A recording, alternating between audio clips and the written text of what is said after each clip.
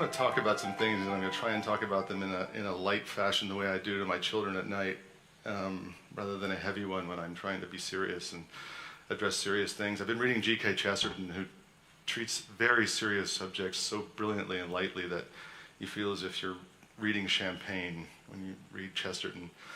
And I want to talk about some dreams this afternoon to finish up. And I know, what do I have, 5 minutes by now, or 10 minutes, or 15 minutes? Should keep an eye on it. I have plenty of images.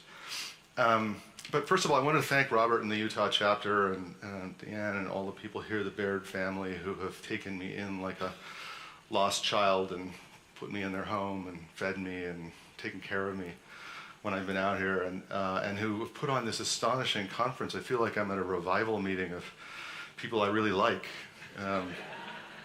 We couldn't, in 20 years at the ICA, we never put together an event like this, and I think you put it together in under a year, which is, saying something indeed. And I will say that it's a testament to the Utah chapter, and frankly to all the chapters, and I will say this emphatically, I think the chapters of the ICA are the future. And I know that everybody in New York believes that, to the extent that New York is going to become a chapter of its own. And I think it will be very good for that to happen. The other people that I want to thank are the group of students who are out here that have been here all week, the students of the Beaux-Arts Atelier, and their teachers.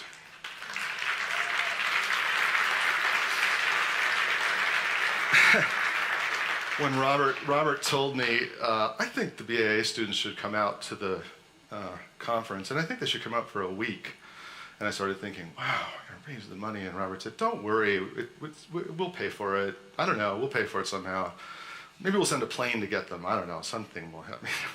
I said, I'll chaperone them if the plane comes. Anyway, you are the future. You're the future of the ICA, you're the future of the Beaux-Arts Atelier, you're the future of another school I'm not going to talk about today, although I'll put it up in a minute, although it's inspired by this image here. And this image is up only because it's a beautiful image, and it's kind of what we've all been talking about, although I missed it yesterday, but I'm eagerly looking forward to seeing the video. I once had a friend of mine, Gil Schaefer, say that he could listen to Sandy Stoddart read from the phone book for 2 hours straight and not get bored for a moment. And I've listened to Sandy read from the phone book, and it's true. And actually, Sandy, if you'd like to come up and read from the phone book, it would probably be more entertaining than what I might could say. But, and that's an image I'm not going to talk about either, other than to say that there's another dream I've had for a very long time. It goes along with the one that I had 22 years ago when some friends and I in New York started the Institute. And we dreamt about a school. It was a school of artists and architects, and it was based in New York, but actually it was more based in Rome, certainly emotionally at that point. And this is a plan for a school that's a kind of spin-off, I guess, or branching away from the Beaux-Arts Atelier, which will be based in Rome, and that we're very excited about. And I hope we'll have a strong relationship with the BAA and with the ICA and all of the wonderful chapters and so forth. And anyone that's interested in applying, just send me an email, and we'll talk. And those are some of the things we're going to do, but I'm not going to talk about that today. What I am going to talk about is something else that the Beaux-Arts Atelier students have been involved in the last few weeks. And it's one of those remarkable moments in a career and a life that, when you suddenly realize about yourself that you're in a place where you never expected to find yourself, you're way underqualified to be there. And you do your best to try and live up to the moment, because I know for sure that this is a project that working on it will be undoubtedly the most important thing I'll ever work on in my life.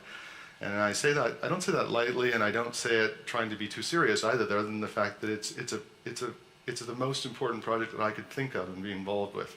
And I want to tell you a little bit about it, and that's why that Daniel Burnham quote is up there, because it was inspired in part by Daniel Burnham. Anybody recognize this picture? Good. My home, by the way, is to the north where it's dark. So once you get to Canada, the lights all stop, and that's why we look south with great envy, and why I came down here, because it's brighter down here. A little easier to draw in the light and in the dark. But it's inspired by this, and I wanted to tell you a story, because I think everybody has someone told me I wasn't allowed to tell stories. Pete Miller told me I couldn't tell stories about my childhood.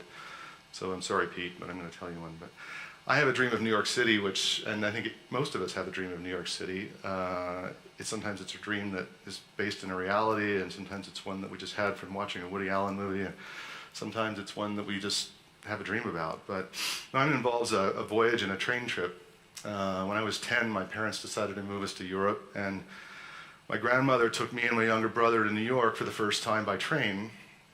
And I remember this, and it's like a dream, although I lived it, certainly, but it's been a long time since I was 10. And I remember arriving on the platform in New York and getting out. I was 10, but I'm pretty sure my grandmother, who was a very forceful Scottish lady, took my hand at that point in the crowd, and we went up the stairs and we emerged into Grand Central Station, and I looked up and I saw the stars and the constellations and the universe above me and the great vault of Grand Central Station, and I couldn't believe it. I was, I thought I don't know what I thought it was actually, although the image has stayed very vividly with me. So I want to show you something about. And you'll see that one of the names on this list here, across the bottom, Washington, Baltimore, Philadelphia, New York, Boston, this is like Sesame Street. One of these things is not like the other.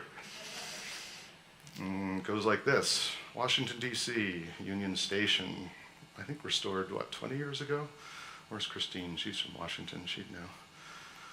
There's the interior of Washington, D.C.'s Union Station. Baltimore, Pennsylvania Station, restored on the interior. Philadelphia 30th Street Station, which I saw being restored while I was working for John Blateau back in 1989, in the summer of 1989. Looking like that. Boston South Station, looking still very fine on the outside, somewhat not so fine on the inside, but still pretty good. And then, one of these things is really not like the others. And that story has preoccupied a lot of people for a long time, and there's been endless talk about this. The funny thing is that the endless talk about it, there's the inside. It's such a wonderful place to arrive into. What was Vincent Scully's great line about, we used to walk into New York like gods and now we scurry in like rats? I actually feel like a rat in one of those fractal experiments that we were just hearing about. I guess like a normal person, I get very anxious in here and try as fast as I can to find the exit, which I can never find. Usually find the men's room instead. And so this is the dream.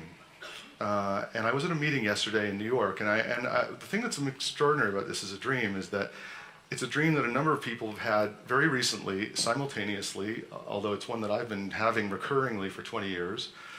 And so I was at a meeting yesterday in New York with some of the most powerful real estate developers, land use attorneys, real estate agents, architects, engineers, whom we convened through a couple of friends of mine who are connected to all those people to talk about rebuilding Penn Station.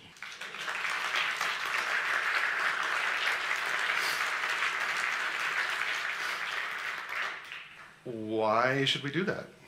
Why would we do that? I mean, after all, we've lost it. We've got the post office. We could stick a perfectly good train station in there. Why would we want to rebuild an old building, after all? Well, the building was a dream of three men.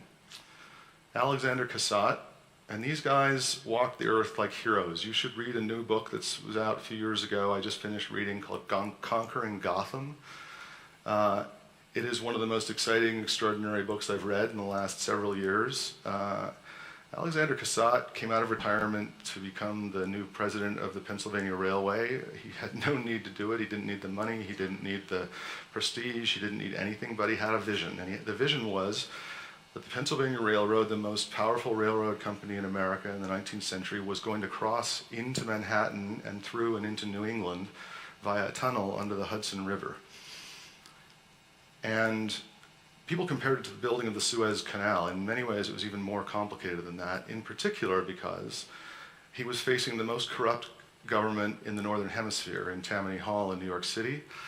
And he came to New York at the beginning of the project, and he gave a speech, and he said, the Pennsylvania Railroad will not pay a single penny of bribery or of graft of any other kind when we build this project.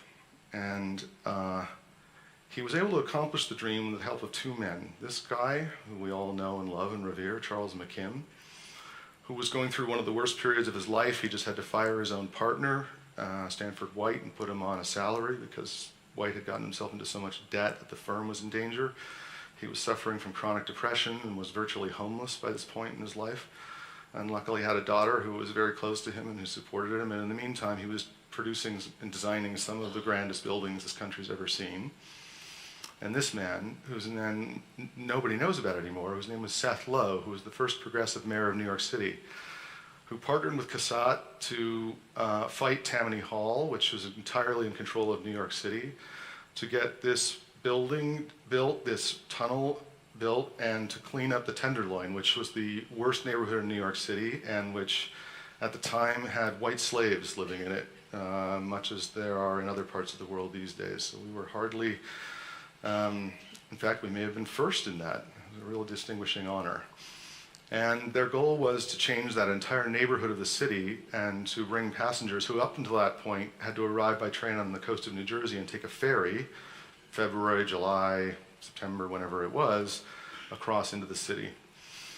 And this is the dream they had, that they would tunnel from New Jersey through, is there a pointer that's associated with this thing? Yeah, well, I don't know. Anyway, you can see the thing that says Bergen Hill, I hope. Anyway, Bergen Hill is a hill on the Jersey Highlands.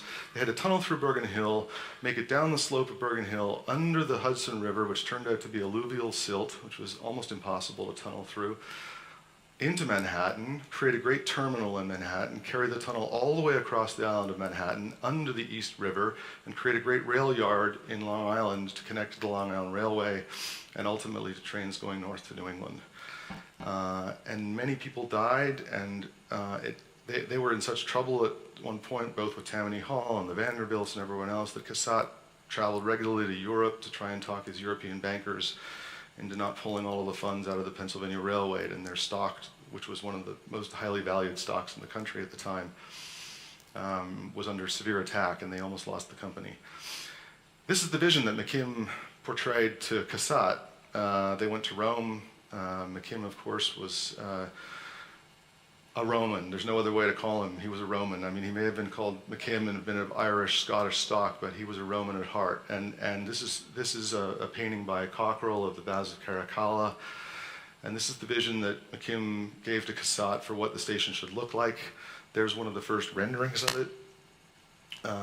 This is kind of the rendering that you show up with under your arm and put up on an easel and say, well, how about the colonnade of St. Peter's for your train station? How would that do?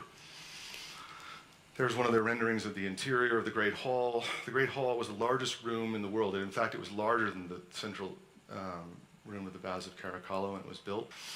And there it is in all its glory when it first opened, as viewed from the Gimbel shop in New York across the way, up high. And that's what it looked like when you went into it, through the great portico. And of course, these are views of the inside. And I'm sure I'm not showing you things that you haven't seen before, but it gives you some idea of something about it. And I'll show you a little bit more about it later. Of course, the great train shed. So what was this? This was Rome and Paris in New York. Right? This is the Gare d'Orsay. The other part is St. Peter's. The other part is the Baths of Caracalla.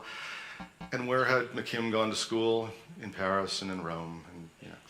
So he had a vision for New York that was European and that utterly changed the way that New Yorkers felt about themselves, because this building put them in a category of culture and architectural achievement which had otherwise never been really dreamed of, I think, in the United States. And this is what happened. In 1963, a group of people decided, because the railway was in trouble and the building was dirty and so on and on and on, and because we needed a much more beautiful building built here, to condemn it. And it took 3 years to tear down. It's funny that Alex Creswell was talking about making paintings of this subject earlier today. Kind of hoping that he might be interested in this project. We'll see. And here they are taking down the great eagles, which are now scattered hither and yon all over the place in the Central Park Zoo and the Brooklyn Museum and on a bridge in Philadelphia and ignominiously in front of the appalling building they built on the great portico. And there it is in all of its ending glory, looking like one of Alex's silent houses. Wish, Alex, you'd been here to paint this, but how old were you then? You were already painting the way you do then, weren't you? Yeah, I thought so. And there it is, just about gone. Okay, so people say, how could we possibly do that? I mean, first of all, and this is what's very interesting about the meeting, and I was a I would call myself a minor participant in this meeting, except that I organized it, but I didn't say all that much other than showing these images because there were way more qualified people at this meeting, one of whom is an architect I'm currently working with in New York, designing some hotels, who has figured out, because his job is to analyze zoning and land use and land transfers and FARs and all the things that he does very, very well, that it's entirely likely that we could rebuild this building for free and that the city could end up with money in its coffers afterwards. Because there are so many available air rights over the building itself and in the immediately surrounding neighborhood, and given the current valuation of FAR in New York City, he thinks conservatively you could raise $3 to $5 billion by selling those air rights. The building was 500,000 square feet. A stone building might cost $1,000 to $1,500 a square foot. So you're looking at a $500 to $750 million station, infrastructure. You could do a lot of affordable housing with a few $1 billion left over. Could we rebuild it? Should we rebuild it? Okay. There are some, I think, people that we ought to be inspired by. Some of them are the citizens of Dresden, who lived in one of the most beautiful cities in all of the world. This is what Dresden looked like, this great Baroque city on the river. There it is from the river with its spires and domes and bridges and parks and trees and everything else, and its great cathedral, the Marienkirche, and that's what happened to it in 1945. As we all know, it was famously firebombed. The stones themselves burned in this city. And that's what happened to the Marienkirche, and it was rubble, burnt rubble at that. And about 20 years ago, a group of citizens got together and decided that they wanted their city back, and they built that. And they built that, which is the restored cathedral in the center of the city. And you can see they used some of the old material to remind them of what had happened, because all the black stones are original material and all the white stones are new material. They built it in load-bearing masonry and in bronze and gold and plaster and all the things we've been hearing about at this conference. And it is now one of the most popular tourist destinations on Earth, unsurprisingly. I went on a trip to Moscow a few years ago to meet with a client, and we didn't have a lot of time, but we were staying very close to Red Square, and we were right in the center of Moscow, and we would go out at night when we weren't busy with our meetings and wander around. And we went to visit a rather remarkable achievement in Moscow. Right? This is the great Church of Christ the Savior in Moscow. It's the Cathedral of Moscow as it stood. And this is what Stalin did to it. I'm not sure the date. Michael might know the date. Sometime in the 1930s. And this is what he built there. Really big swimming pool. Valuable. And about 10 years ago, Medvedev and Putin decided that the swimming pool was not really that much use, and that they were going to put their cathedral back. And they rebuilt it stone by stone, bronze, gilding, the whole thing is there inside and out. And it is the most stunning thing you can imagine. Particularly when you know that and that and that.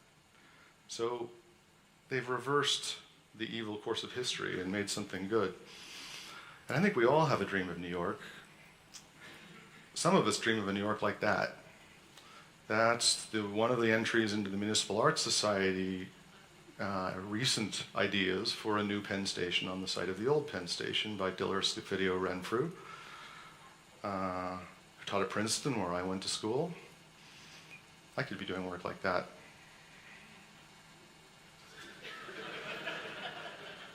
Oh well. I did some work like that 20 years ago when we first started The Classicist. I imagined the old Penn Station rising. I called it the Phoenix of 7th Avenue, out of the ruins of the new Penn Station, arising out of the old Penn Station.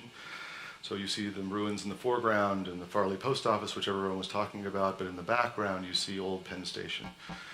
And what's interesting about all of this is that, so I went to the New York Historical Society a week and a half ago in preparation for the meeting. There are 353 drawings from the McKim, and White office of Penn Station. And I don't know if you can read, you probably can't from a distance, but everything from the details of the curbs, the furniture, the ironwork, the stairs, the vaulting, the overall drawings. You know, some industrious student or other could be hired and turn that all into CAD, and we'd have the beginning of a modern project, wouldn't we? yeah, we'd have to do some ADA work and some modern fire safety work and some other things, but the irony is that it would still be an absolutely brilliant train station. And we could also use the Farley Post Office. Frankly, we need the track room anyway, so you could separate, Amtrak from New Jersey Transit, from other things, and build a nice big building over, part of Farley and still keep the historical outside. And so we've been dreaming about that. There's one of the great presentation drawings of McKim's whole vision for the thing, so you can see Farley in the foreground, the great train shed, and then of course the great hall beyond that. These super blocks that they created, and by buying up all this property and creating double wide blocks, there it is, looking almost brand new, amazingly. And there's the plan, of course, with its great entry from 7th Avenue, which makes far more sense than moving the entry way over to between 8th and 9th Avenue, if you know New York, and a view of the Great Hall again. And I'm just going to show you some images of what it was like and what it would be like. Yeah, okay, the cars would be uglier. The people would be much less elegantly dressed. There wouldn't be smoke in the air, so you wouldn't get Creswellian light falling through because no one smokes anymore. Well, they'd be puffing on e-cigarettes, I guess. It was a Piranesian vision of a public building. There it is in, I think, a shot from a film, the smoke-filled room. There it is, looking just unbelievable, I guess is the only way to describe that. I wish I'd been old enough, or my parents had brought me here and I had been able to experience this. I'm going to ask at the end of this anyone to raise their hand who actually did go through Penn Station when it was still standing. There's another great image of it with the light pouring in, just the way Alex describes in the great Byzantine church in Venice, or in his wonderful Baroque interiors in Sicily. The great train shed, which had, by the way, a glass block floor, super modern floor that let light penetrate down to the track level, even under the floor. And there, I like this picture because I think that's taken right before it was opened, and that's what it would look like if we rebuilt it. And there's a wonderful new children's book which you go and get, which I got and I read to my kids, that actually recreates the station in these wonderful paintings. They're just lovely, with all the people and the porters and the baggage and everything moving around, and it looks all fresh and new and bright. And so the BAA students got involved in this because I thought, why not? You should really work on real projects, and we might as well start with something small and modest to begin with. No, but seriously, what's great about a bunch of students working on a project like this is because it's a project of creative recreation, right? The goal here is to try to understand what McKim and his colleagues created and recreate it, which means having to put yourself into their shoes, to think very carefully about it. We actually imagined a couple of things that gave my colleagues in New York even bigger heart attack, because I suggested we take down one Penn Plaza as well and make a Bryant Park on the north side of the train station, which would immediately increase all the real estate value around it, and we need more parks like that in New York City, and put the towers, instead of in the Corbusian fashion bang in the middle of the block, on the ends, on the avenues, where they could anchor the whole composition. And you'll see in a minute. So this is what it would look like if we're going up again. Yeah, okay, people wouldn't be as elegantly dressed, but I'm trying to picture that in about 2017, which is probably how long it's going to take to do the air rights transfers to make this happen. And it'll end up looking like that. And we'll all get to use it. And rich and poor, and far and wide, and foreigner and native, and so on, will once again be able to walk into New York like a god, or at least like a human being, as Nero once said in his famous line about when his palace was completed, and he said, "Now I can finally start to live like a human being." And here are a couple of renderings made by the Beaux-Arts Atelier students.